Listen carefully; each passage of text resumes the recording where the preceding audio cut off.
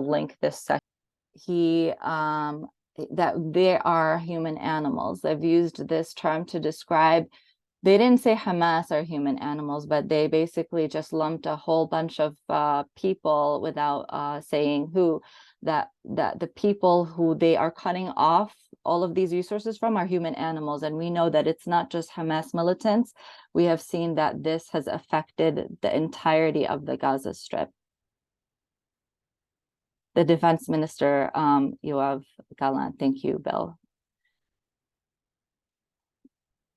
And so with that, we understand that even before this, even before the blockade, which was a total blockade, there was still a blockade, like we said, in a siege for 16 years. For a lot of people in Gaza, and we've seen people's messages to their friends and families, our friends and family in Gaza have said that it is probably better to die than to be caged under this siege. A cage for 16 years is not something that is livable. It's not something that is human. And for that, people are willing to die. They've said that we may die or we may be free, but this is better than being caged.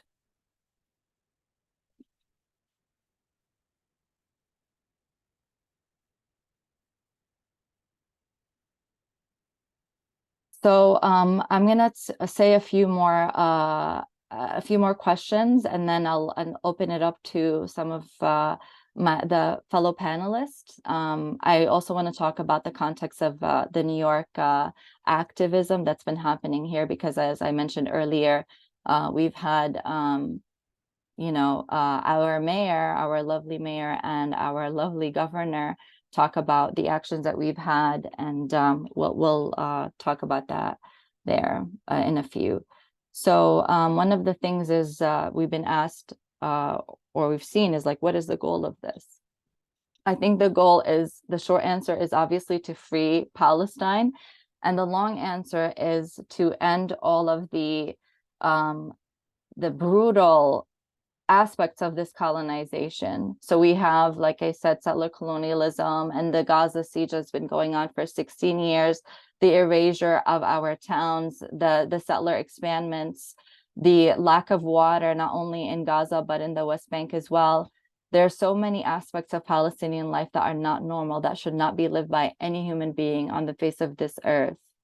And for 75 years and more, we have sustained this life, and it is not a life that is sustainable. In fact, anyone that has ever visited Palestine who's not Palestinian will tell you that they cannot believe that a population can continue to live under these circumstances. But we do live and we do resist, and this is why we here in the United States and wherever we're joining, we need to uphold this right that we have for the Palestinian people on the ground, that they have the right to resist, and we need to uphold and make sure that everybody knows that this is a right for anyone under occupation. So some of the things that we've seen here in New York is, for example, the New York, the Times Square protest that Al-Awda co-hosted yesterday in Times Square. That was a point of conversation for some of our elected officials. And they have labeled our actions as anti-Semitic. One of the things that, again, that I have to reiterate is that they totally acknowledged the Israeli side without ever acknowledging the Palestinian people and the Palestinian constituents that they have here. Whenever something happens on the ground in Palestine, even when it's, for example, when we had our own Shireen Abu Akleh, who was not only a Palestinian, but an American citizen, be killed last year in May, they did not say anything about her death. You know, it's only a problem when there's Israeli life that is lost. And even any kind of action that we take, whether it's protesting or whether it's talking about our rights or talking about our culture, or our food. I remember when I was young, it was really hard for me to say Palestinian out loud without being countered with, what do you mean by that? That's a political statement. That's not a real identity. And that was totally unfair for me to deal with as a young person, especially when it came from educators and people that were supposed to be protecting me and supporting me. I think that one of the things that we have to remember is that here in the United States, yes, it's hostile, but I think people have to exercise their rights wherever they are, whether it's in school or in businesses. In schools, you should have some kind of DEIJ coordinator, diversity, equity, inclusion, and justice coordinator. And in businesses or companies, you should have some kind of HR department, and you should not be feeling like you need to be silenced on this topic. You should be able to speak on behalf of Palestinians and speak your mind, because this is a human rights issue, and this is an issue that should be very simple, but unfortunately, like I said, in the context of this empire, we live in a very hostile place when it comes to Palestinian support.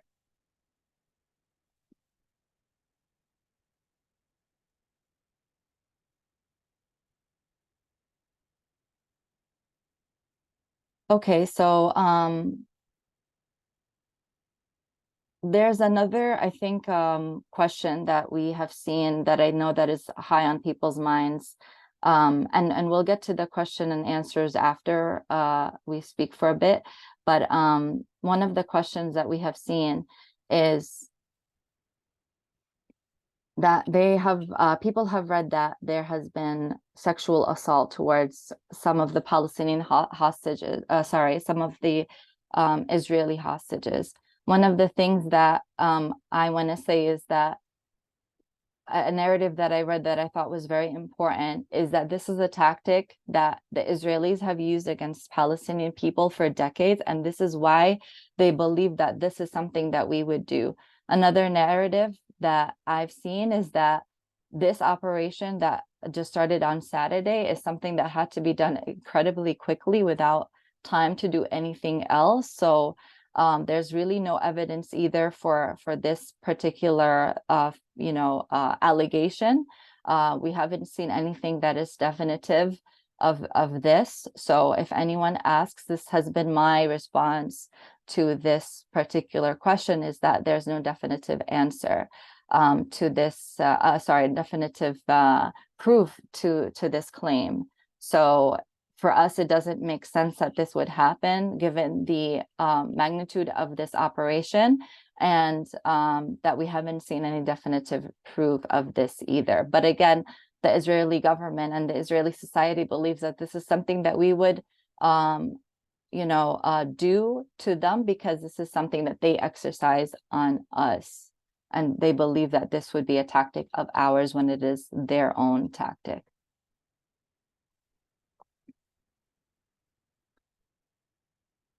Okay, so I think that what I'll do next, if it's okay with everyone, is that I'm going to ask Dylan to speak, and I'm going to briefly introduce Dylan, who, again, I said is a staff member. Or actually, why don't you introduce yourself, Dylan, if that's okay with you? And then we'll go back to a few more questions, and we'll take Q&A shortly. So thank you for joining us, Dylan.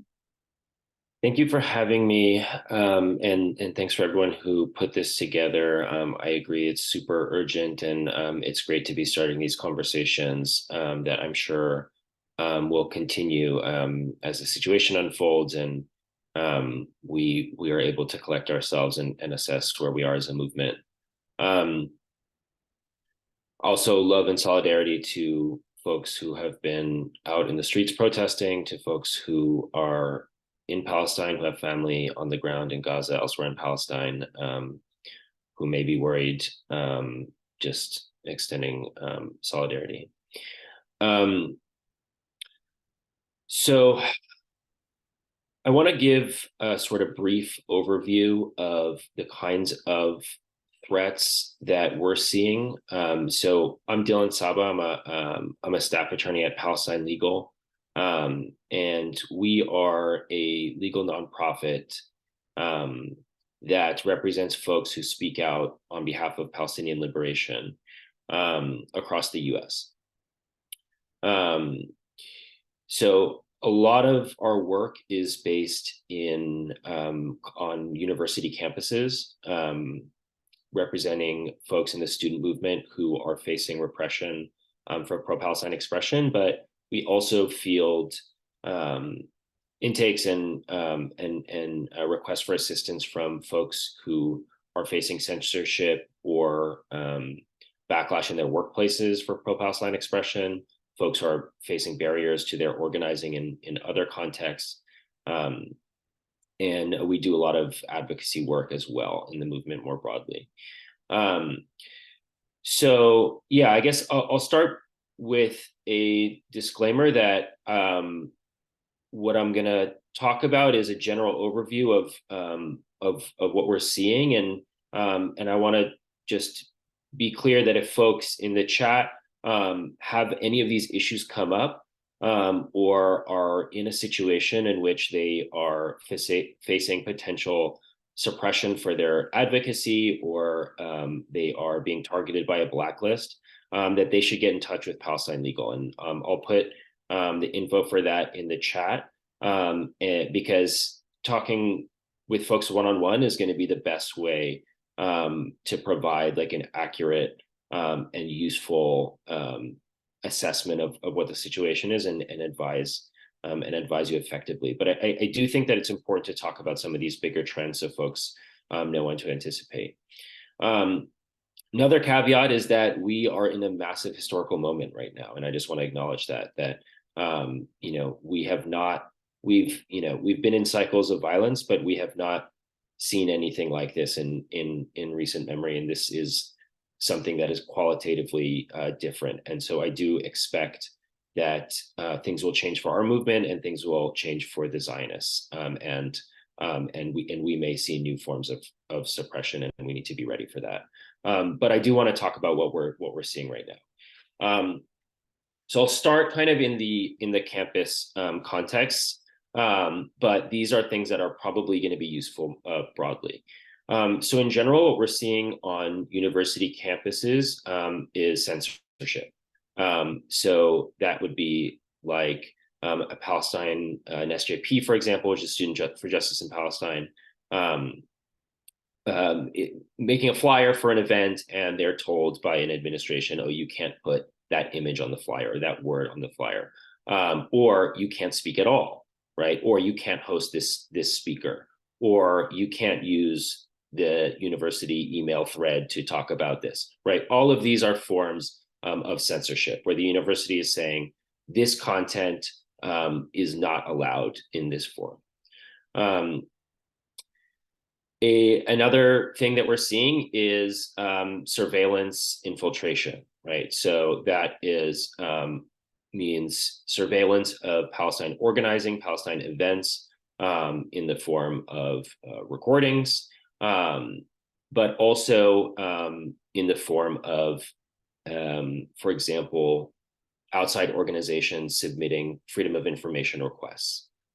So this is a key piece of information here. If you are an employee of or a student of a public university, or really any public entity, and you have an email address for that institution, that could be subject to a freedom of information law, which means that someone who suspects you of doing anything really can file a request that says, we want the emails from this account that use these keywords. The government email, if it's a public university or a government entity, that is technically government communication. It's subject to those kinds of requests. So a key piece of advice that we give folks is that any organizing that you're doing, and when it comes to Palestine, really, if you're talking about what's going on at all, use your private email addresses to do that, because they won't be subject to those kinds of freedom of information requests. In general, good digital security is also a key thing to take with you. Folks should be using end-to-end encrypted messaging platforms where possible. Signal is the gold standard in terms of encryption, but there are other end-to-end encrypted systems as well. The other major thing that we're seeing on campuses is, and this is really big, is false accusations of anti-Semitism. So what this will look like is students or faculty will make some statement in favor of Palestinian liberation. It will be reported as a hate incident or a violation of the school's anti-discrimination policy.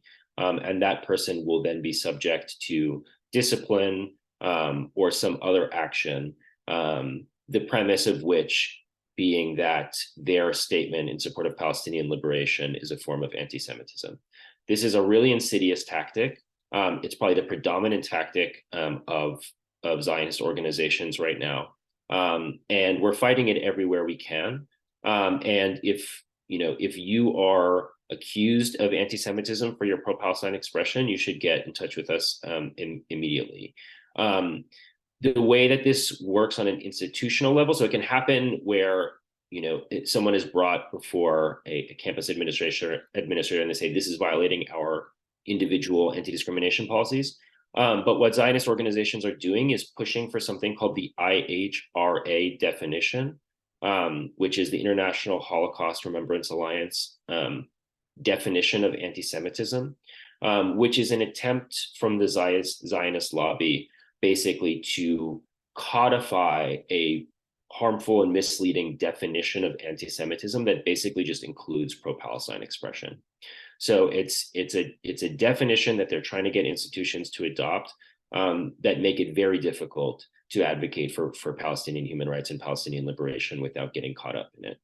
It's very dangerous. It's dangerous for Jews in that it totally confuses folks about what anti-Semitism is and prohibits administrations from being able to actually go after anti-Semitism, which we do see on the right wing quite vociferously, especially in recent years. But primarily, it is a form of anti-Palestinian racism in that it targets Palestinians and says to them, like, you can't talk about your experience with Zionism, you can't talk about the story of your family as a form of racism without being in violation of the school's anti-discrimination policy. So to the extent that this is affecting you, definitely you want to get in touch with us and also preserve all communication. So that's going to be my second general tip after the digital security one. If you feel that you're in a potentially in a situation in which someone is coming after you for your pro-Palestine expression, you want to document and record wherever possible those communications. So that means obviously saving emails and texts and taking screenshots of communications that such as text messages. But also, if someone tells you something, if, for example, a school administrator tells you something in a meeting that is verbal, that is potentially discriminatory, that's something you want to confirm in writing. So you can follow up with an email to them and say, like, hey, you said this in this meeting, and I can add a follow-up question if you want. But it's really key to get as much as you can in writing.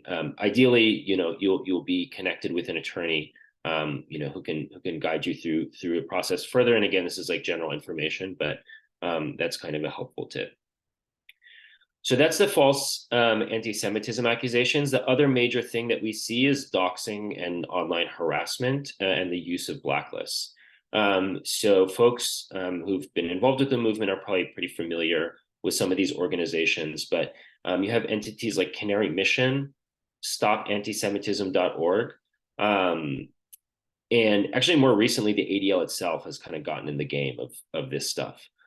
So the MO basically of these organizations is they scour the web for inflammatory comments online, or they find out who activists are and search them and try to take screenshots of their social media pages. And they create little profiles of people and they use it to try and chill expression.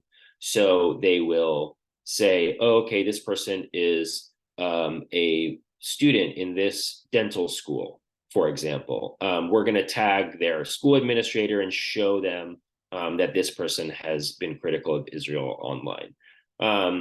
The point of it is to get people to feel that they cannot express themselves freely or criticize Israel without having employment consequences.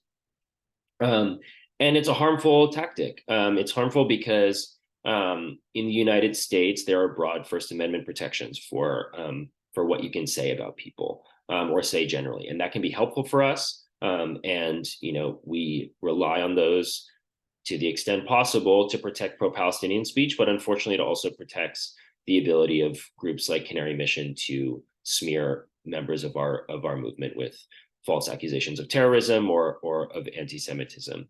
But the good news is that in general, we've been pretty successful in informing university administrators and workplaces and other various institutions what these organizations are and what their purpose is. So over time, we've actually seen a decrease in the effectiveness of these blacklists because more people know what they are now and are kind of hip to the tactic.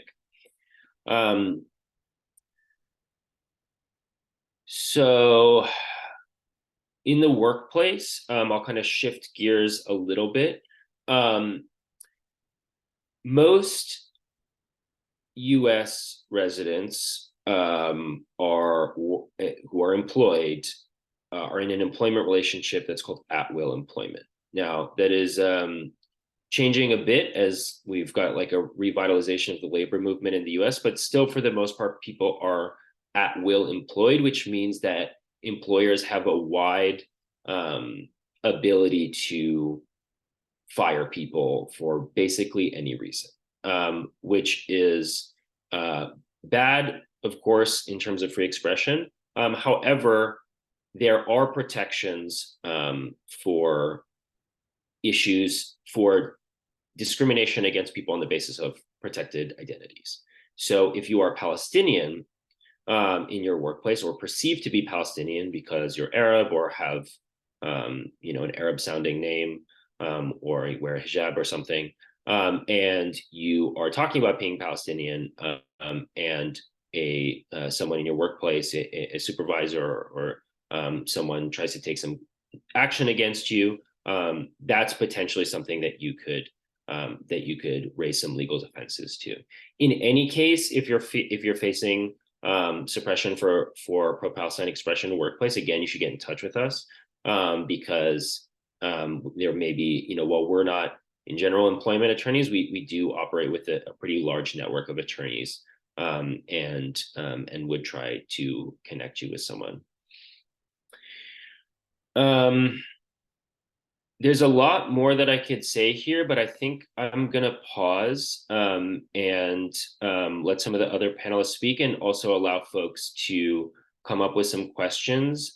So I'm going to put my contact and the contact for Palestine Legal in the chat, but I'm happy to field any particular questions that folks may have. And thanks again, everyone, for being here. Thank you so much, Dylan. I think you are in New York, so I apologize if I misrepresented that. And we were just meeting Dylan for the first time, at least me. So we're really lucky to have you here. So thank you so much, Dylan. So I'm going to give it over to Tova Fry. So if you wouldn't mind, Tova, taking it from here. Sure, thank you. Yeah, I just wanted to introduce myself real briefly first. I'm with Al-Awda New York, and I am Jewish. And I wanted to start out by saying that there are a huge number of Jewish people who are anti-Zionist and have the same thoughts and concerns that all of everybody who's expressed this information on the panel tonight have. As a matter of fact, there's a number of organizations like the International Jewish Anti-Zionist Network, Jewish Voice for Peace, the Jews for the Palestinian Right of Return, etc. There's a whole bunch of Jewish organizations that are dedicated to the struggle for Palestinian liberation as well. And I say this because of the thing that Dylan brought up related to the IHRA definition of anti-Semitism, and it's it's absolutely not anti-Semitic to support Palestinian liberation. As a matter of fact, the whole concept of Zionism is anti-Semitic, and as far as the question of denouncing Hamas for their actions, Hamas did what they did very heroically because of the oppression that Fatin so clearly talked about in terms of the years. I mean, it's been 75 years since the Nakba, and it's a never-ending thing. And when and I think it's very important to point out that just like a day or two before this Hamas action, Hawara was attacked once again, I think the third or fourth time just this year, where the whole village was attacked very viciously by settlers with the backing of the Israeli occupation forces. And there were children, there were women, there were people, civilians, there were their homes and businesses were attacked. And this has happened in Jenin and all over the West Bank. But when we see this language of terrorism, it's always addressed against the Palestinians. When you talk about Ukraine, they're freedom fighters fighting for, against human rights violations. But when the Palestinians fight to defend themselves and for liberation, they're labeled terrorists. So it's very important to look at language and turn it back on these people who are making these accusations. When Mayor Eric Adams and Governor Kathy Hochul denounced our rally even before we had it, claiming that we were out there supporting terrorists. We were out there supporting the right of Palestinian liberation and self-determination. This whole thing about somebody in the crowd having a Nazi symbol on their phone. Well, we don't support Nazis either. But actually, the Zionists are the ones that worked with the Nazis in the taking of Palestinian land in the first place. So it's very important to turn their language back at them on their head and say that, talk about the right to resist against occupation, the right for armed self-defense against the occupation, that people who are having their living in an occupied territory have the right to defend themselves. And these are very clear human rights that are certified in international law. So, if people say, well, why won't Palestinians live in peace with the Israelis? It's kind of a ridiculous question, because who built the apartheid walls? Who has separate roads for Palestinians versus Israelis? Who makes Palestinians jump through 10 different checkpoints before they can even go to work on a single day? The rights of Palestinians are ignored every single day for just trying to live in peace. And so it's important to, again, just turn the language around on the heads of the people who are claiming that all of a sudden this is terrorism because Palestinians are fighting back and defending themselves. But in Ukraine, that's people, defending their human rights. So, it's a whole different story when it's Palestinians fighting to defend themselves. and then this whole discussion of Israel being the only democracy in the Middle East. How is Israel democracy? Israel is democracy not even for the Jews that live in 48 territories, but Israel has never been a democracy for the Palestinians, whether they live in 48 or the West Bank or Gaza. So Israel is not a democracy by any stretch of the imagination. So that's just another question that has been raised, and even the people who have been fighting against the Netanyahu and the right-wing administration for their attacks on the Supreme Court haven't been fighting for the rights of Palestinians. They've been fighting for themselves. And as a matter of fact, they attacked Palestinians who dared to raise a Palestinian flag in their demonstrations. So that wasn't a fight for democracy either for Palestinians. It was an internal fight within the Zionists in terms of their own democracy for themselves. And there's also a question that we've heard of, don't Jews have a right for self-determination in the country of their own? After all, they're suffered, not when it's stealing land that's already occupied. Why did if it was the Germans who caused who created the Holocaust?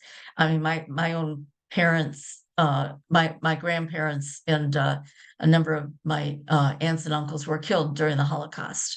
But who did that? The Germans, right? So if you're going to take some land, why didn't they take that land, the Germans' land? But it's not.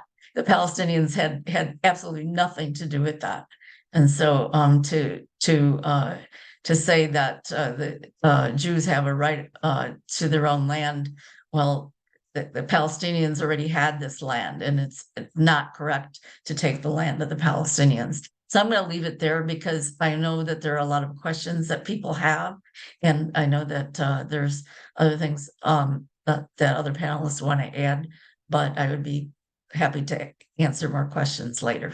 Thank you.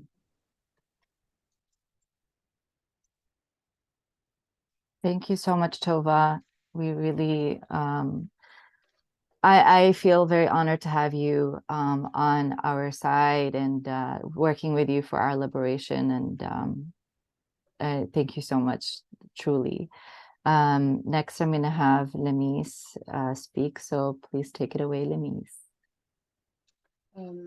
Thank you, Fata and Tova, and all the people here and all the people who's doing work. I want to take a moment and honor and salute all of the Palestinians. I mean, all of our allies, of course, always, but primarily all of the Palestinians, the freedom fighters, the martyrs of today, and the entire Palestinian history. I see some names I recognize. Some of you are Gaza. We can't imagine your pain, and we hope that we can continue to be of use to you under your leadership and direction. So what I will do in a few moments to address some of the framing issues. I'll address some of the questions and offer other tactics in case, in case the questioning goes further. Some of the questions that we're missing, and also address some know your rights beyond the school context that I think are going to be very necessary moving forward. So for a short introduction, my name is Lamis. I'm a member of Al-Awda NY, the Palestinian Assembly for Liberation. I am an attorney in practice for a very long time, at the front lines of the early and really terrible COINTELPRO-like surveillance that was called the Demographics Unit, and played a role in helping dismantle that, as well as many Palestinians and non-Palestinians to do this. And I add that to say that we've had in, I would 6 years, a decline of DOJ and IPD abuses. It says my internet Well, has it been okay? Yeah. So we've seen a decline in the past 6 years, and I'm afraid to say that I agree with Dylan that I do expect to escalate again. And so I think we'll just take a few minutes to do some basics of that. So I think what I'd like to start with addressing is what Fatin touched upon. Well, I'll actually start addressing a few basic things that will text to the point that Fatin brilliantly made, and that is the fact that colonization, and specifically settlements and settlers who act as agents of the Zionist entity, who expand and work with and coordinate Zionization, i.e. settlements, are under international law and pursuant to the International Court of Justice decision in, I believe, is it 2004 or 2014, in grave breach of international law. Grave breach of international law means prosecutable for war crimes. And this is one thing that I hope turning into their condensed statements, that colonization, the settlements, the settlers are engaging crimes and have been for 75 years. The other thing that I think is critical that people understand is the definition of genocide. And I'm going to read the basic parts of that under Article 2 of the United Nations Convention of the Prevention and Punishment of the Crime of acts as follows are genocide if they are done with an intent to destroy in whole or part a national, ethnic, racial, or religious group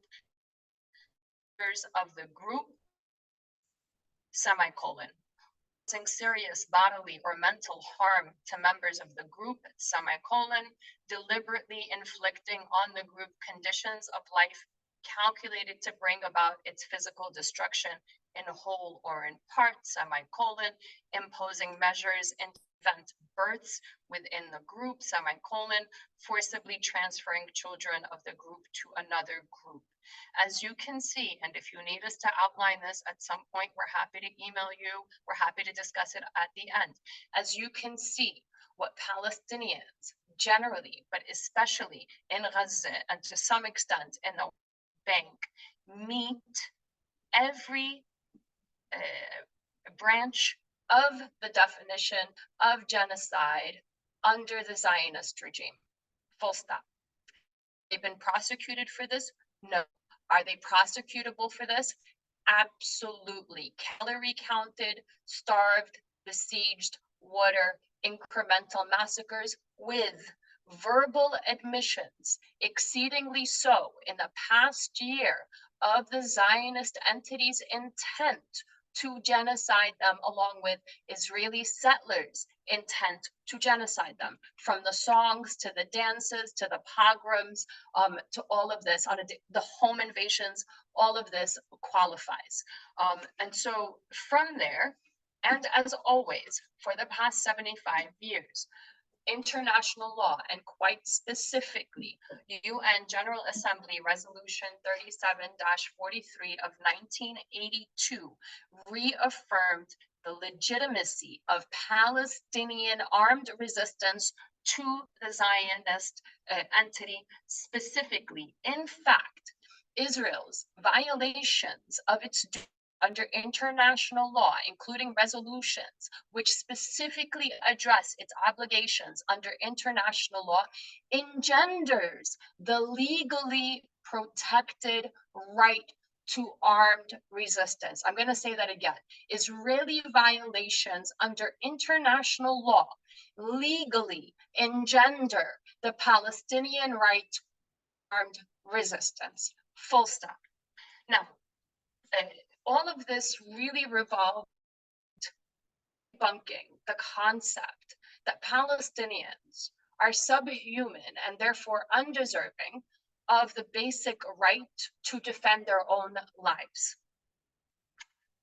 aside from international law, there is basic law in every country in the world that allows every human being to defend themselves when they are robbed, when they are assaulted, when they're invaded, when something is stolen from them, when somebody is coming into their house to steal from them. And then there is the moral base and duty to protect one's own life. And all of this context of the conditions under which that life is being threatened, harmed, so on. And so the concept that Palestinians are limited, or that there are laws in the US and in the UK and in a few other countries in the world, because in the majority of the world it's not the case, that there are laws that prohibit legally the Palestinian right and the forces to do that, is an extremely racist concept. It is an extreme racist mechanism because it requires Palestinians to exist as less than human.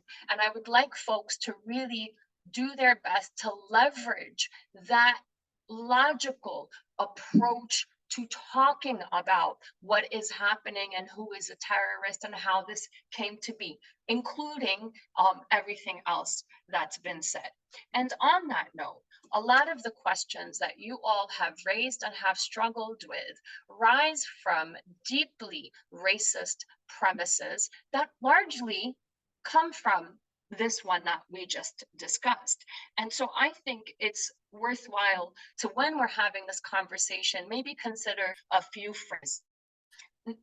Moving, let's say, from we will not accept the racist premise that Palestinians are not entitled to the same full rights to self-defense if you've made your argument, and if you've not made your argument on the right under international domestic law, that we don't subscribe to this concept. But a couple of things: let's avoid and let's stop the victimization of Palestinians, right?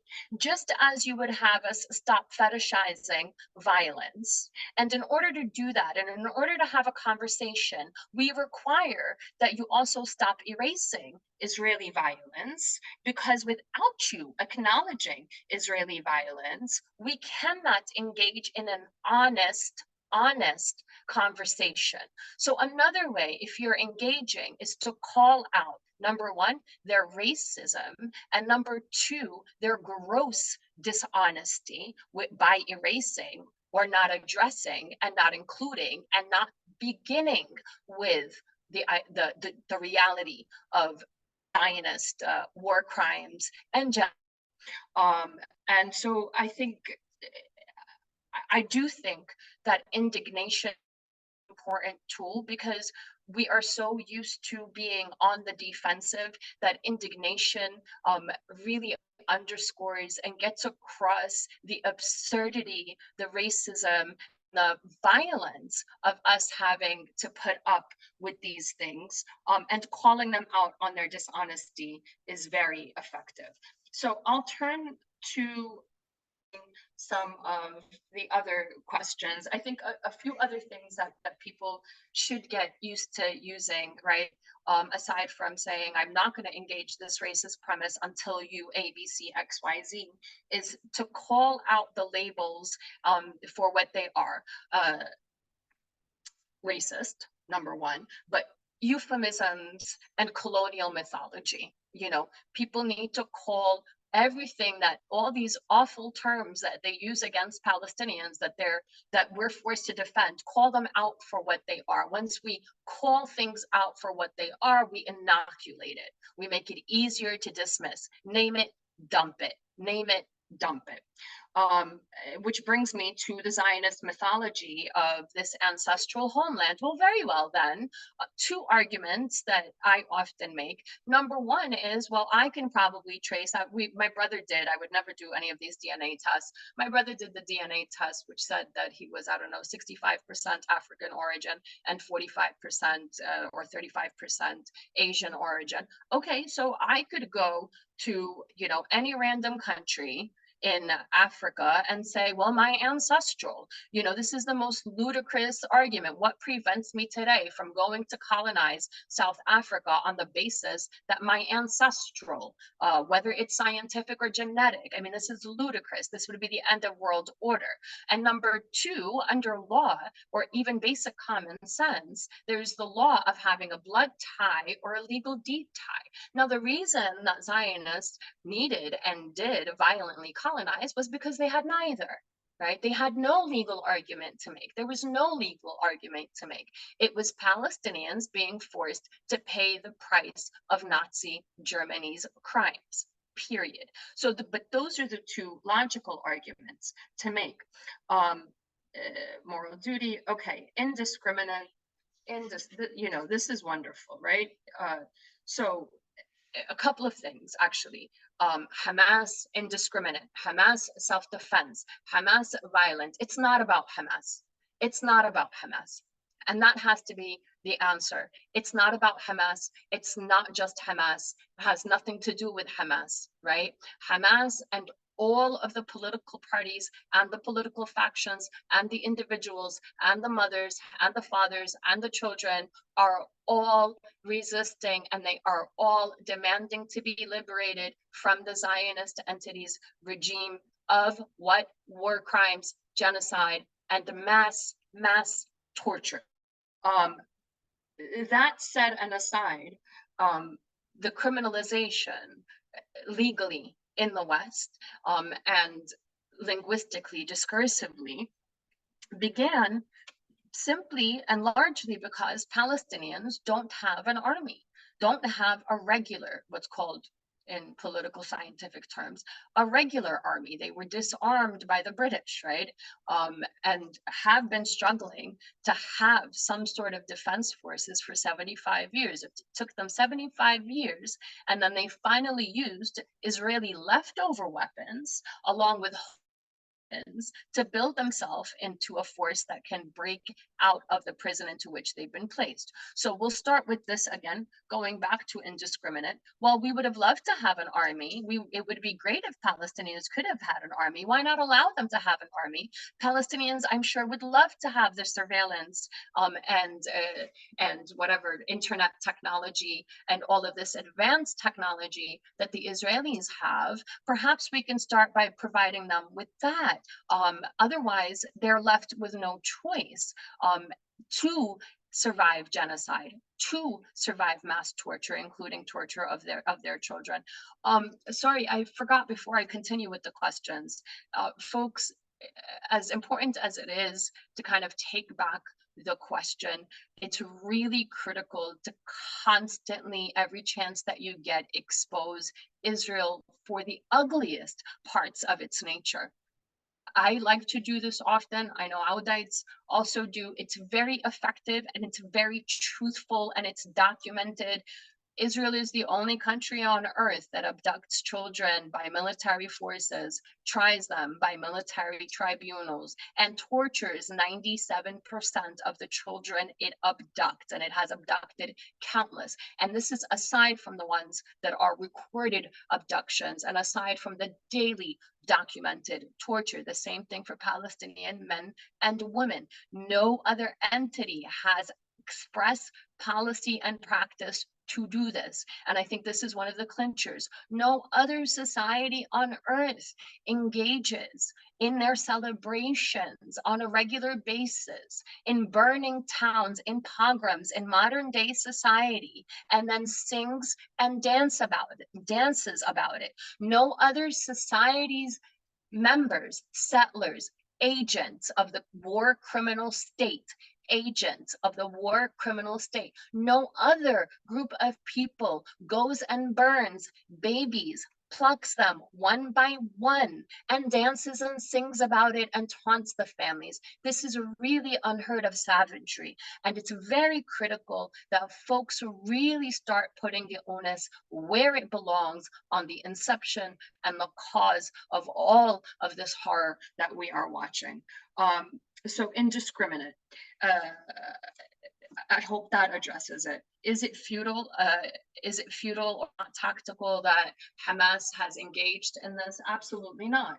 To add to Fatin's point, Palestinians are being murdered en masse regularly. Gaza does not go more than a year and a half without experiencing what Israeli leadership themselves have called a little Shoah. That's where I learned the word for Holocaust is from Israeli leadership. A little Shoah is what they've called it. Mowing the lawn is something else that they've called it, right?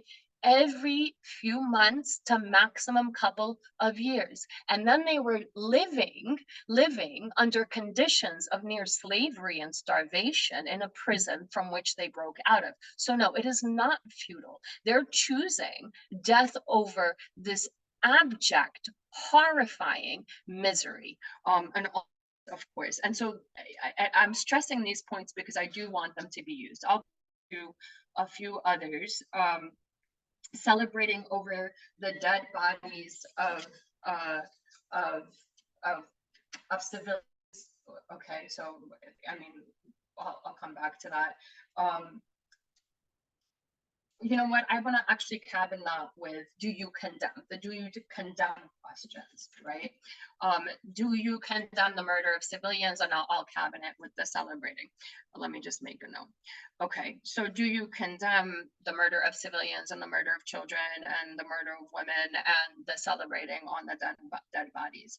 Another angle, aside from the brilliant one that I'm going to restate it, that Fatin raised is I condemn colonization, I condemn genocide, I condemn all of these things. Another angle you could take if you're cornered, and it's happened to me, is I respect all human life.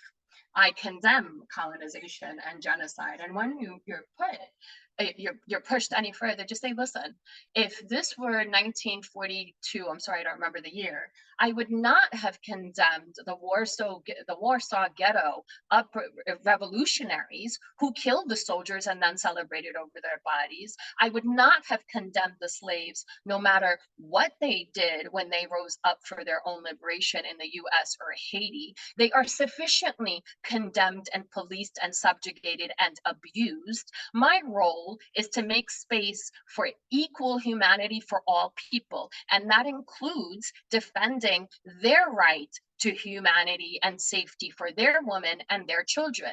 Whatever they may have done in violation of international law is for the international courts to sort. And we are happy to have international tribunals intervene on both sides. And let's take it from there. And I think that's a way that helps you kind of address if you're pushed without dealing with saying this. And me personally, I mean, I don't use the let's try. I personally don't say that. I believe in, a full right to resist by all means necessary when you're facing death. If we talk about proportionate, I think that there are very strong arguments to talk about proportionality for Palestinians in the context of genocide. But if people feel pushed, they could say that, or they could also say that last bit that I just said, right? Which, let's talk about proportionality. What is proportionality when you're facing genocide? What is proportionality when you have homemade weapons? What everything is taken in context. And speaking of which, maybe I'll combine. Okay, so that addresses the celebrating over dead bodies. By the way, that didn't happen aside from with the soldiers, including the women that you saw. Many of them were soldiers. Palestinian forces went into the settlements seeking IDs to verify who was who. And before that, when they broke out of the prison gates, what did they break out of? Just like the Warsaw Ghetto. Who were the first people killed when people broke out of the Warsaw Ghetto? It was the guards guarding it. So it was the guards of all genders who were guarding it that were the first targets. And we are not here to police a colonized, besieged, genocided people on what their initial human reaction is. That's not your role. That's not my role, and I won't engage it. Is another angle you can take vis-a-vis this. What do we think about taking hostages? To add to Fatin's very powerful point, Palestinians are all hostages, particularly in the Gaza Strip, and they are using this tactic, a tactic that is an ancient tactic. I'm not saying it's the best or it's the right tactic, an ancient tactic of war, a very basic tactic of war. And in the most part, and this is documented, in the most part, they have been treated with a far more kindness and humanity and far more compliance with international law than the Israelis have ever treated any of the Palestinian hostages that they have taken. Okay, so that covers that. Zionist mythology, racist condemn, hostages. One question that comes up, well, another one is Hamas kills all Jews. Well, I love Mohammed al-Qurd's new article. It is not Hamas's fault. It is not my fault. It is not Islamic Jihad's fault. It is not the PFLP's fault that the people who came to colonize and genocide us happen to be Jewish. Period. Full stop. I think there's no more brilliant and succinct an answer to that. And the other one that has come up a few times in the chat is, why are Muslim countries not engaging? This underscores the last point, which is this isn't because of religious reasons, right? Number one, Palestinians are not a homogenous society. We're not all Muslim, right? Number two, this is a matter of imperial global economic power struggle. Palestine is one of the most colonized nations on earth because it is a geomilitarily strategic place. And those who want to align themselves with the powers, the geomilitary powers of the world, will align themselves with Israel and therefore US and the UK against Palestinians. So I think that covers it for that. Do folks do, I'll leave it to you to decide, should I do a couple of minutes or maybe at the end on anything know your rights dealing with police or FBI approaching people?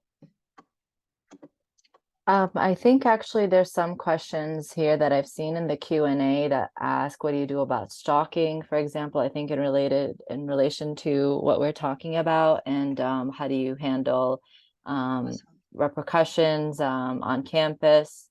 So there are those questions that we can take. I mean, we can decide whether or not we're going to do them now. There's quite a few, and I've been super quick. Sorry, I'll do something super quick on a couple of these. So the one thing everybody's got to know, you can't do this. You just can't do this. Judges, lawyers, presidents, former presidents, senators, when NYPD, FBI, anybody claiming to be such comes to their door, including judges, comes to their door, guess what they do? They say, I cannot speak to you without my lawyers. And they sure as heck know the law a lot better than you, right? And that's why they say, I cannot speak to you without my lawyer. In the words of the great judge whose name I forget, innocent words from an innocent speaker will lead to incriminating evidence. Innocent words from an innocent speaker will, I promise you, lead to incriminating evidence. Don't care how innocent you are. Don't care what it is. I will go into the reasons another time. We'll do another session. Never, ever, ever speak with anybody outside of the presence of your attorney. The way that you do that is very nicely. Dear Mr. Officer, very polite. I'm happy to speak with you, but my attorney would be so upset if I did it when he wasn't there or she was there. My attorney will happily set up an appointment anytime that works for you. Can I come in? My attorney will set up a time to see if we can do that, if they don't have a warrant saying that they can come in. Period. Full stop. That's the most important thing I can say. They're not leaving you alone. If it's the FBI, call the NYPD on them. If it's the NYPD, call the FBI on them. Period. Go into your home. It's very successful. I see Dylan laughing. I've used it. I've called the CIA. I've called the FBI on the CIA. Right? It's very useful. Another quote that I love to use is, the Bill of Rights is only for the brave. Right? You only need to really memorize these two things. So you make it pretend that you feel confident, try to, do this and speak with confidence and say it while remaining very nice. Stalking, the same thing. Stalking, there's absolutely no reason. I was shocked, I think a couple of years ago, I had an FBI agent say to me, please let me know if you know of Israeli, operatives, Israeli government operatives, hanging around you guys, right? Because, by the way, I mean, all of these agencies are not a monolith. There are so many ways to leverage them. And I think it's so important that people understand the parts of each big system and how to use them for your benefit. So even within the FBI, of course, the question in my head was, the Israelis that work with you or the Israelis that don't work with you. So but here's one unit that was developed that was interested because they have done this. And in fact, Israelis, by the way, have pretended to be FBI agents. This is well documented. It made the Washington Post read the article a few days later, just like the Israelis made all of the news on the demographics unit, and then that also magically disappeared from the press, though I'm certain, I know for a fact that they were involved. So for all of these reasons, document. That's the other thing. Record everything, write everything. If you're being stalked, open a note right away. Describe date, time, appearance, right?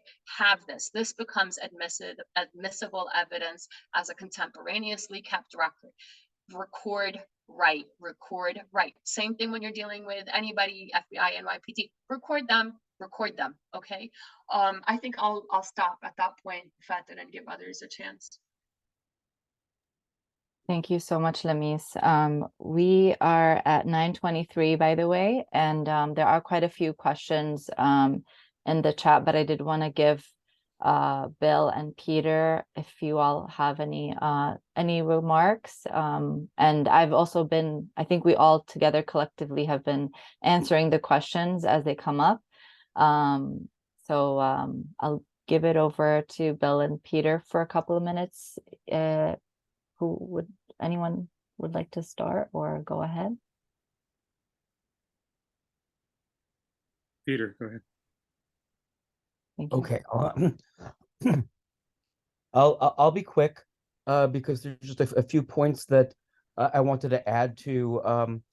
I really think Tova said a lot of value about from a Jewish perspective, and I'm Jewish also. I'm just going to add, she pointed to a lot of organizations that of Jews that are anti-Zionist, and that's quite true. And I'm just going to add that there's polling right now from the Jewish Electorate Institute where 25% of American Jews believe that Israel is an apartheid state. When you look at young Jews under 40, that number rises to 38% of Jews under 40 think that Israel is an apartheid state. 22% of Jews think that Israel is committing genocide against Palestinians, and that number rises to 33% among younger Jews. So you please, reach out to us, because, if you're ever accused, when people accuse me of anti-Semitism, especially non-Jews, I get angry. Who's Richie Torres to call me an anti-Semite? But and I think we understand that we know we need to speak up in your defense, and that you can point to us, and that it is anti-Semitic, as Tova said, to label all Jews as supporting colonialism. So that's one point I just wanted to quickly touch on.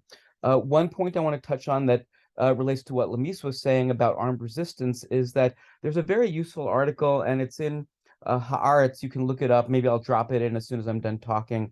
Haaretz has an article that says Israel only understands force, and that if you look at all the improvements that have come to the Palestinians living in Gaza, they have not come from negotiations. They have not come from any other process than armed resistance. So if you're telling Palestinians in Gaza that they cannot use armed resistance, you're basically saying they have no roadmap at all to improve their condition or seek liberation.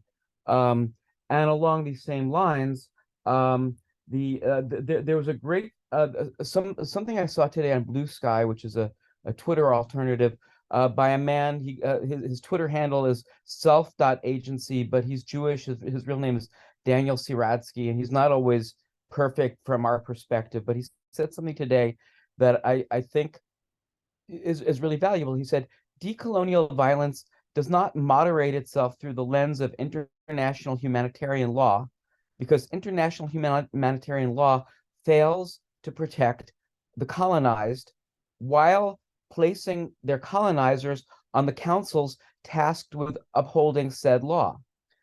And that is as much at fault here as the occupation. So basically, international law has not provided a roadmap, has not provided a pathway to liberation or even simple humanitarian relief for people who are being held under siege. So I think it's really important to to cling to that. And I just want to iterate one thing that people may not see because it's under the answered questions. I answered it. Mahdi Muhammad asked, can you talk about how to rebut people saying that it was the land of the Jews before Palestine was a country? Lamis addressed this by talking about, we don't have the right to go back and kick out the people that are living now where our ancient ancestors may have once lived. But I've dropped into the chat in the answered questions an article that I think you're going to find useful. I think knowing the history is really important, and that's not an instant process. I recommend reading the 100 Years War Against Palestine. I recommend reading Max Blumenthal's book Goliath to really learn the history, because then you can go back and forth. People say to me, what about all the Jews that were kicked out of Arab lands? Well, the Jewish migration out of Arab lands took place after the Nakba. So, and the Palestinians did not commit any of the acts that caused Jews. Palestinians are not Iraqis or Libyans or Yemeni, and the Palestinians are not responsible for things that took place in other countries after the Nakba. But I recommend this one article that I dropped in. Tom Friedman's Belief in an Ancestral Homeland is a Toxic Myth and Not History, and that's by a Jew who was living in Israel named Yossi Gurwitz. And so if you're interested in learning more about that, fish that link out of the answered questions. And I think that's all I'm going to say at this point, because there's so many questions, still to address. So maybe I can turn it maybe over to Bill or back to Fatin. I'm not sure.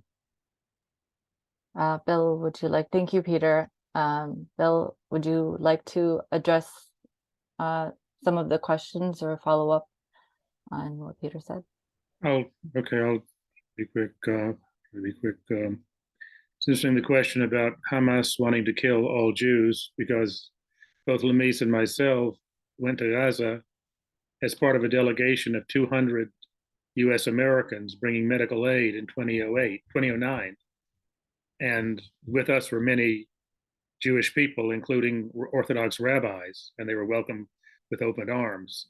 So that's just a simple lie. I have ancestors who left France because of religious persecution 300 years ago, but I don't speak French. I don't have the right to go to France and kill a Catholic family and take their house. First, that was the second time I was in Palestine. The first time was in 21 years earlier in 1988. And I was in a Mari camp in Ramallah, and I saw an Israeli soldier shoot a 11-year-old girl in the head with a sniper. This is common practice. This has been routine behavior for the Israeli army in the West Bank and when they occupied Gaza for decades. Christopher Hedges wrote an article in Harper magazine when he was in Gaza under Israeli occupation. He said, I've covered conflicts all over the world. I've seen children killed, but the only place I've seen soldiers deliberately enticing children into their sights and killing them for sport was the Israeli army in Palestine. And the majority of the Israeli population has participated in these crimes because almost everyone under 55 is in the army. And those who have exemptions are religious settlers who are even more fanatical and take part in the pogroms in the West Bank.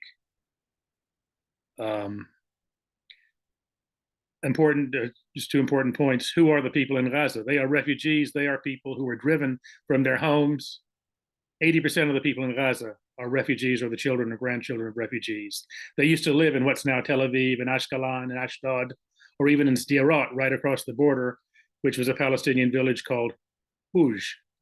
It was wiped out, 500 families driven from their homes, and now if they survived, they were forced into Gaza, the most densely populated place on earth, where they've lived under siege for decades, where now, because of the blockade, the water is undrinkable, people are dying from preventable diseases, sewage flows into the ocean, most people, 53% of the population is unemployed, and this is all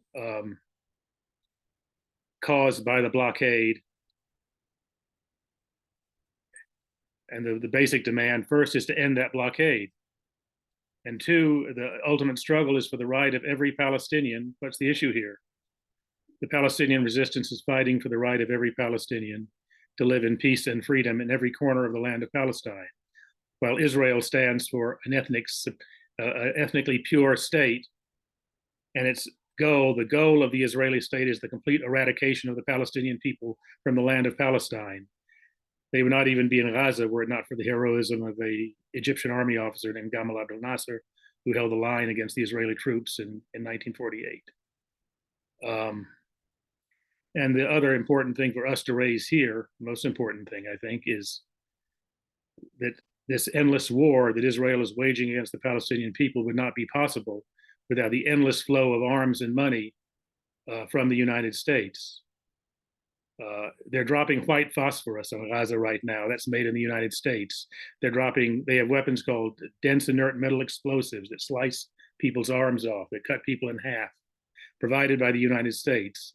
Every bomb and missile being dropped on Gaza, and they're killing hundreds every day now with the bombing, as they have done many times before, are US-made planes firing US-made missiles and US-made bombs, and we have to demand that that stop.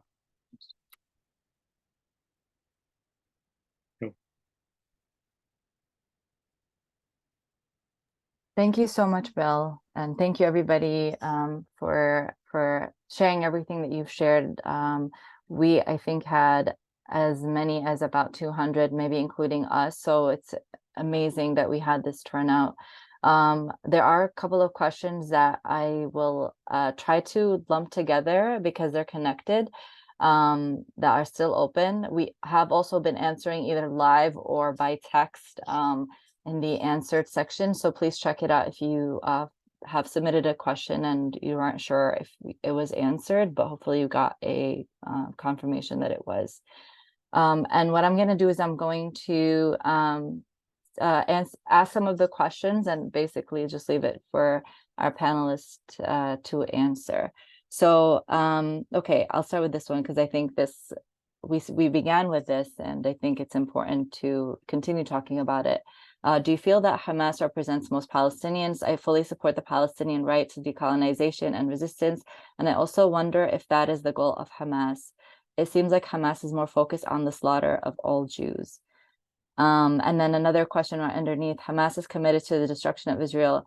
It's in its charter. Without the blockade, with open borders, Hamas would murder every single Israeli. So that was another comment that was there. And let me see. There's another one I think that is related. But I guess oh, we would love to hear you talk more about Hamas only because it is the main talking point I'm hearing. I'm going to say that we're answering these live, and I'd like to have somebody here answer those three for now, or answer to those. So please feel free to jump in. Let me unmute you. Let me, there you go. So I can chime in, but I do want to check in with folks who've spoken less than I, Dylan and Tova, and then I do want to add just a couple of closing points very briefly if others do take it, and if you don't want to take it, I'm happy to start off. I think we can say that we'll go on until 10 o'clock Eastern Daylight Time, EDT. So we can maybe save your closing remarks for the end, if that's okay, Lamis, because there's still a few more questions that. Oh, and not closing remarks, just 2 Oh, points sorry. Sure, that I yes. didn't get to. La, it's okay. Perfect. Thank you. Fun. I'm not seeing anybody jumping at the opportunity to answer these very fun questions. Does Hamas represent most Palestinians? I mean, my first take as an attorney would be, what exactly does that question mean? It's also very powerful to answer a question with a question, especially when you're faced with an unclear question. I mean, what does that mean? Does Hamas represent all Palestinians? I mean, there are umpteen political parties in Palestine. Yes, they were voted into Gaza. I would, usually when people are asking that, they're queuing up. The other question was, Hamas wants to slaughter all Jews, and you voted for the group that wants to slaughter all Jews, and therefore you want to slaughter all Jews, right? That's exactly where this is going. And that goes back to the answer previously. First of all, it's not Hamas's fault. No, first of all, this isn't about Hamas. This is about Palestinian survival and Hamas being one of the many forces that Palestinians use, or one of the many ways that Palestinians resist their own genocide. Hamas ways Palestinians resist their own genocide after. It's not about Hamas. And that includes all these political parties. Number two, and maybe this is something that folks can start adopting. It's not about Hamas. It's not about Jewish people. It's not about Hamas. It's not about Jewish people, right? Because then you go back to, it's not the Palestinian people's fault that their colonizers happen to be Jewish. And it's very good, as attorneys, trial attorneys, we have to practice these things. To actually keep saying this like out loud, it might sound a little pedantic and I'm being silly, but we do this, right? That's how people, when they or deal, especially with tense situations. I tell people, we put people in actual real life like situations and make them practice with each other. We do it. So it's not about Hamas. It's not about the Jewish people. Hamas is one of the many resisting genocide. It's not my fault they happen to be Jewish. It's not my fault the colonizers happen to be Jewish. Also, BS, the Hamas charter wanting to murder all Jewish people, absolutely dishonest. I will not engage with such a racist, dishonest, untruthful statement. That is inaccurate, dishonest, untruthful. Again, don't fetishize Palestinians only as victims, and be honest about what's really going on, and then I will engage with you. And the reality is ABC, XYZ, stats, figures, whatever you want to throw. Have that queued up. It takes, I promise you, especially with this webinar happening, all of this in one place, we're going to try to get this, somehow uploaded, and maybe a YouTube transcript. You can go to it anytime. It won't take you more than 20 minutes to do this, and it will save you a lot of stress. Context keeps you safe and strong.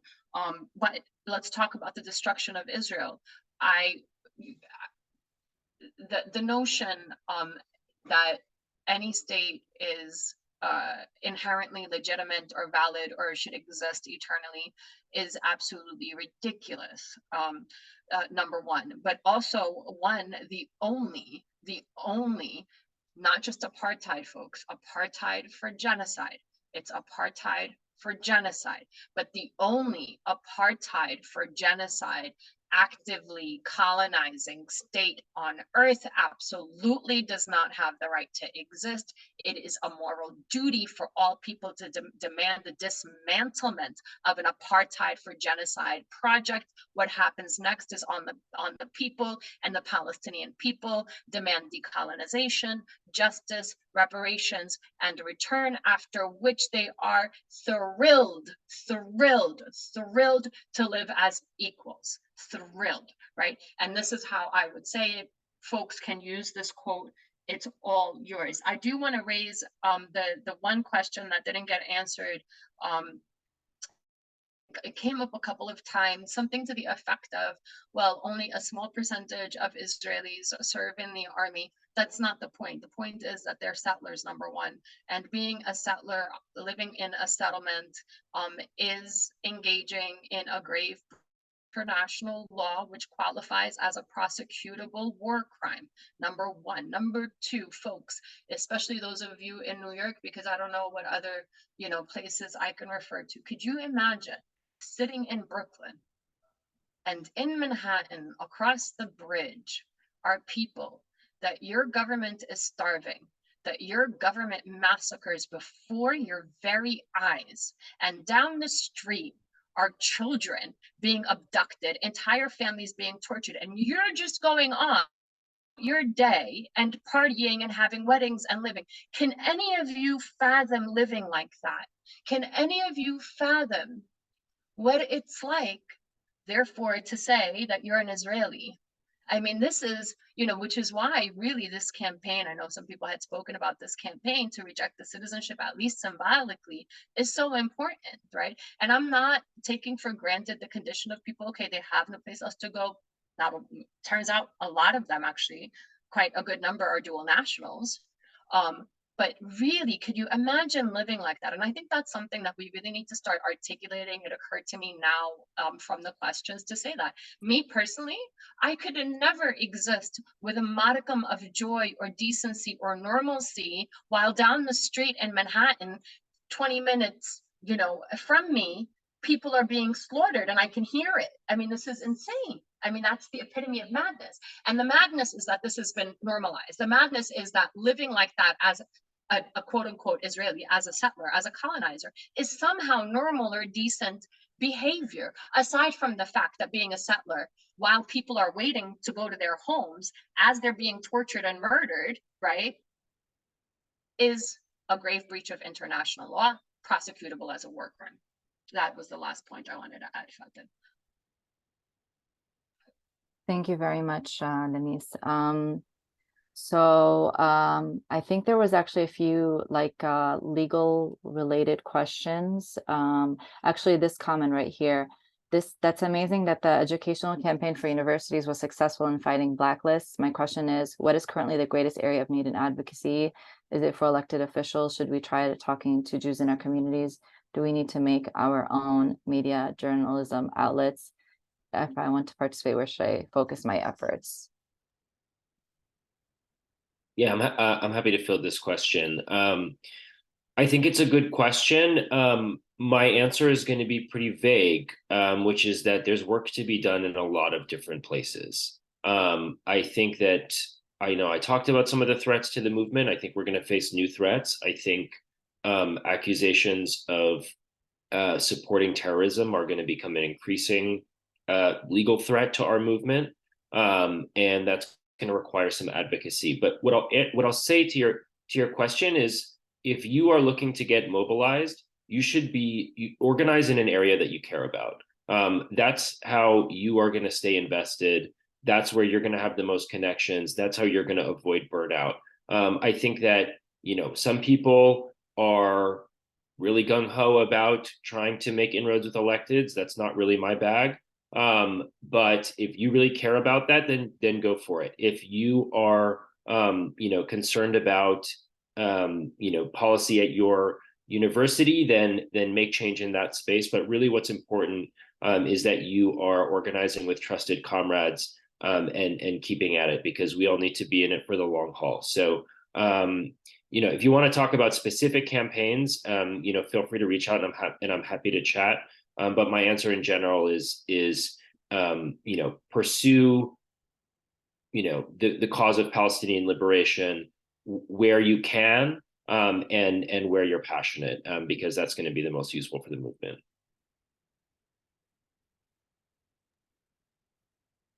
Thank you, Dylan.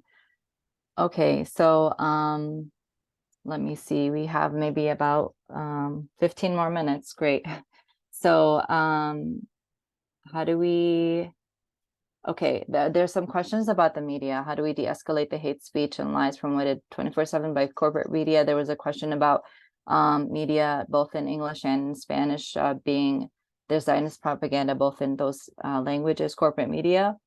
And then I think I will also ask, the questions are asking for credible sources for facts, or any resources really that people can go to as they monitor the situation.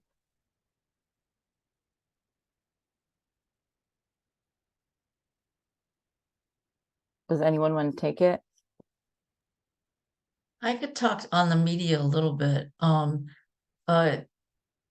Actually, the bourgeois media is the bourgeois media. We have to recognize who's paying them and what their interests are and who they're trying to represent. So can't expect much from them, but we can put our own media out there, and we can challenge bourgeois media on social media, like on Twitter, where they pronounce a lot of things, or even on Instagram. I think they're starting to show up the bourgeois media on Instagram. But I think we can use our own media, our own through social media, to challenge a lot of these narratives that the bourgeois media puts out there. But right now, it's very dangerous that it really isn't only the bourgeois media that's doing this. I just heard this terrible segment on Democracy Now! This morning, where they intentionally selected spokespeople who, on this issue, who were both sides spokespeople, who wanted to, say, well, both sides are wrong and whatever. And they had terrible positions where they were denouncing Hamas and everything. And this is Democracy Now! So we can push Democracy Now! We should push Democracy Now! They've had ambiguous positions for years on Palestine. So I think that, when people look to a program like that to represent some facet of the left, and they do stuff like this, they need to be challenged and they need to be pushed. So I think that's on all of us, finding ways to do that directly and indirectly. But I've heard statements from today from the National Action Network, even denouncing Hamas and calling it terrorism and all this. So this is really but what's his name from the National Action Network works for MSNBC, so he has his ties. But anyways, I think that we have a lot of opportunity to challenge what the bourgeois media is putting out there. So. And I guess I could thank you, Tova. I guess I could quickly answer the question about credible sources.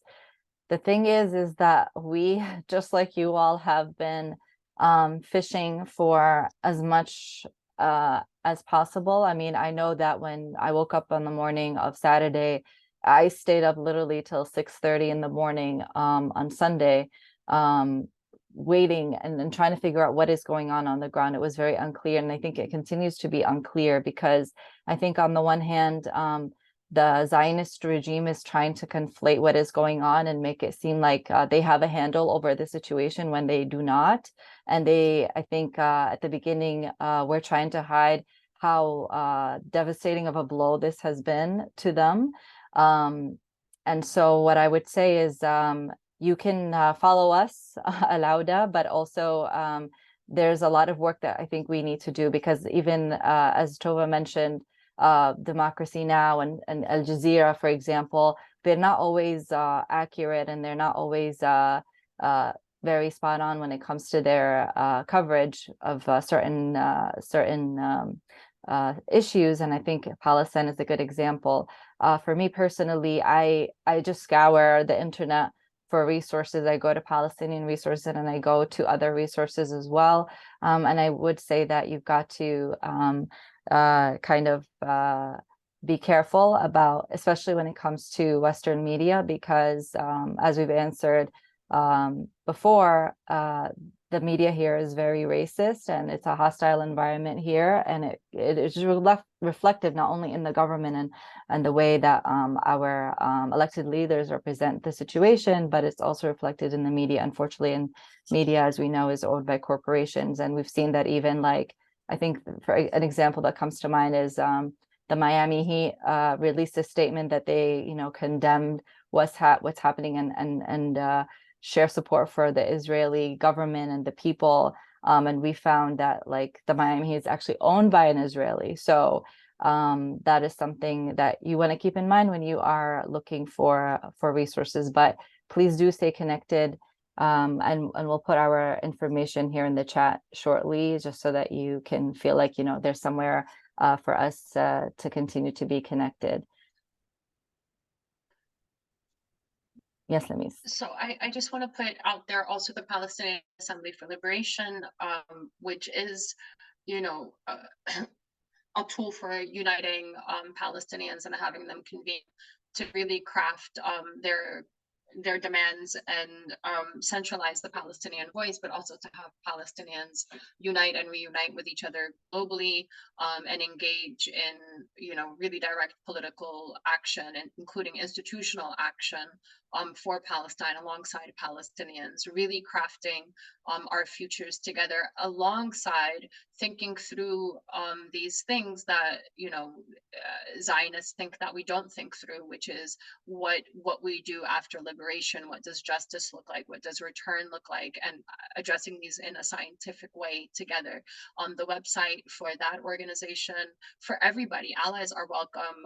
We just have tiered membership for the different sectors of community, is palassembly.org. We'll probably have this video up there as well. That's palassembly.org. We are convening in person in Chicago, November 26th. You can see us there. We were supposed to have a webinar on the history, present, and the future of the PLO. So we do address more advanced issues for those of you who are interested.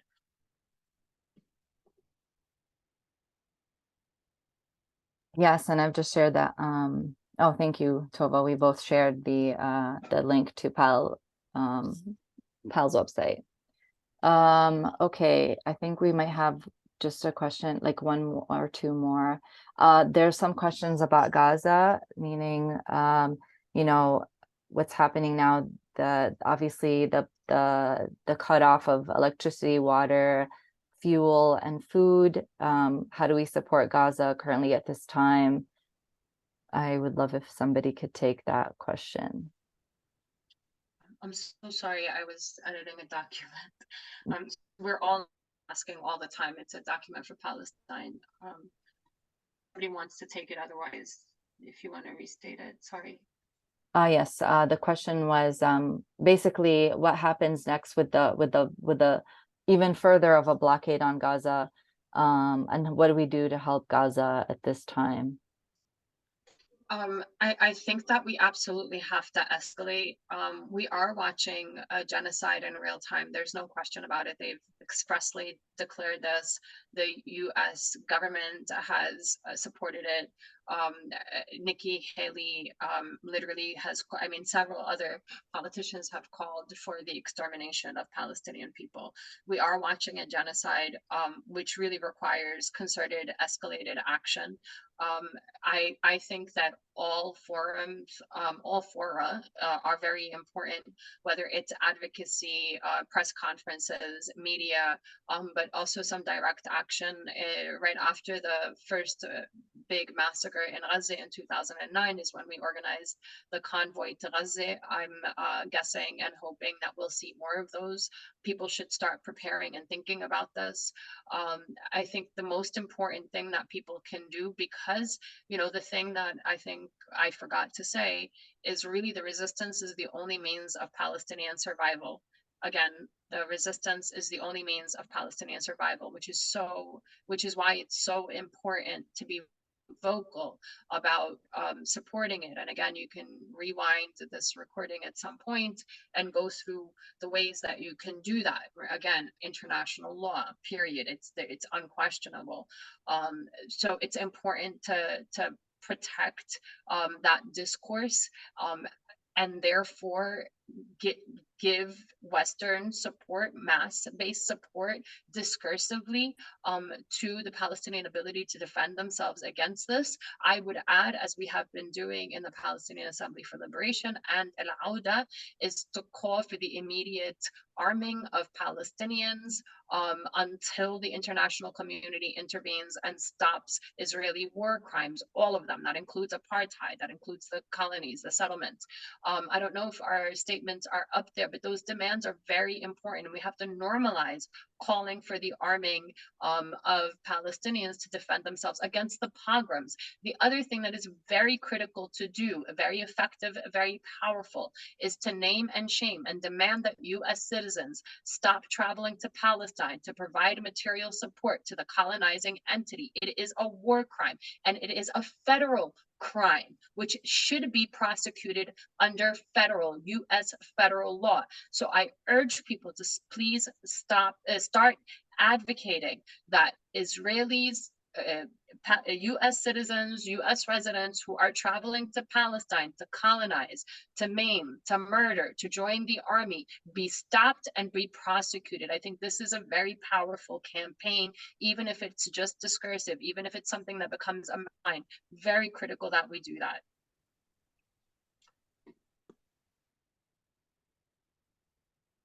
And of course, boycott, divest, and sanction, but we need these escalations as well, and campus active education.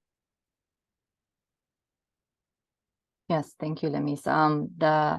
The link that I've just shared is our statement that Lamis was referring to, that we recently released in response to what's been happening on the ground. Okay. That statement doesn't have, I think, the demands, Fatin, just to clarify. That might be on PAL's Facebook, but we could add that if we're going to issue anything or link to it somehow. Yes, for sure. I can find a link on PAL's website. What I'm going to do is I'm going to send, everybody has PAL, which is Palestinian Assembly for Liberation, the website here in the chat. Please save it. And I'm going to also include a link tree for Al-Awda New York, so that you can follow up on some resources that we have been working on, and basically having any follow-ups to this kind of discussion. When we thought about this, we honestly weren't sure what the outcome would be, and what the participation was going to be like. But like I said earlier, we've reached, we may have reached 200 participants. We're at 115 at this time.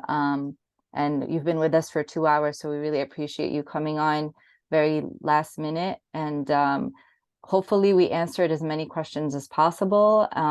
We have shared Dylan's information. I'll share it again here. Dylan, again, is with Palestine Legal.